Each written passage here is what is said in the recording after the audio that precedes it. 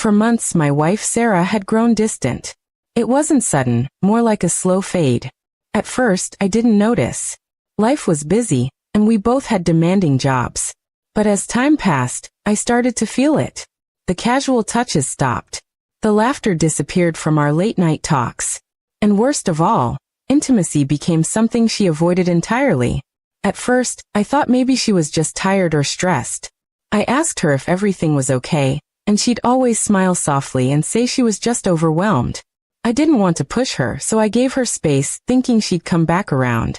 But weeks turned into months, and things didn't change. I missed her, not just physically but emotionally.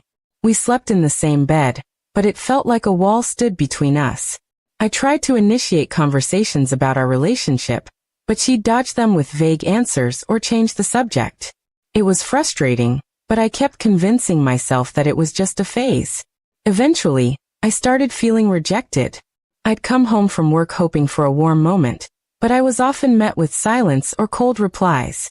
I'd make her tea, try to surprise her with dinner, and even planned a weekend getaway, but nothing seemed to reach her. One night, I asked her point blank, "Do you still love me?" She hesitated for a moment before answering, "I do, but I just don't feel close anymore."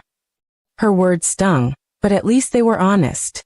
I asked her if we could work on things, maybe go to therapy. She nodded, but there was no urgency in her agreement. So we continued this painful routine, living under the same roof, pretending everything was fine on the outside, while we drifted further apart on the inside. I started blaming myself. Maybe I wasn't romantic enough. Maybe I had taken her for granted. Maybe I had failed her somehow. Then one evening, everything changed.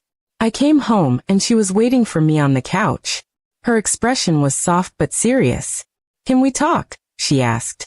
I sat down beside her, bracing myself for bad news. Instead, she reached out and took my hand. "I'm sorry for how I've been," she began.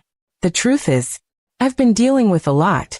I didn't know how to tell you because I felt ashamed."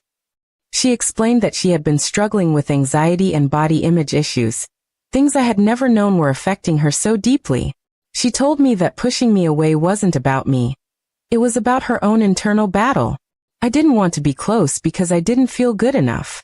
Not as a wife, not as a woman, not even as a person, she said with tears in her eyes. My heart broke for her. I held her hand tighter, and told her she never had to hide her pain from me, that I wished she had told me earlier, but I was ready to understand now. She cried in my arms that night, and it felt like the first real connection we'd had in months. From that day on, she slowly opened up. We talked more. She started going to therapy, and I joined her for a few sessions. It wasn't easy, and not every day was perfect, but I could see the change in her. She was trying, and for the first time in a long while, I felt hope. Intimacy didn't return immediately, but there were signs. A touch on the arm, a kiss on the cheek, a warm hug that lingered. I didn't push her. I let her move at her own pace. And then one night, she surprised me. She came to me, sat beside me, and kissed me gently. "I'm ready," she whispered. "Not just for tonight, but for us. I want to feel close again. I want us back." I held her, overwhelmed by the moment, not just because of the physical closeness, but because I knew what it meant emotionally. That night wasn't just about intimacy, it was about healing. We talked until morning, laughed for the first time in ages, and shared memories that reminded us why we fell in love in the first place. It felt like we were rediscovering each other all over again. Now months later, we're stronger than before. Not because everything is perfect, but because we chose not to give up. Sarah still has her struggles, and so do I, but we face them together now. The distance that once stood between us is gone. She tells me often how much it meant that I didn't give up on her. I tell her how proud I am of her strength to face her pain, and let me in. What we went through was hard, but it taught us both that love isn't always about passion. It's about patience, trust, and choosing each other even on the hardest days. Looking back, I realized that the months of distance weren't the end of our story. They were the beginning of a deeper chapter, one where we stopped pretending and started being real. And that made all the difference.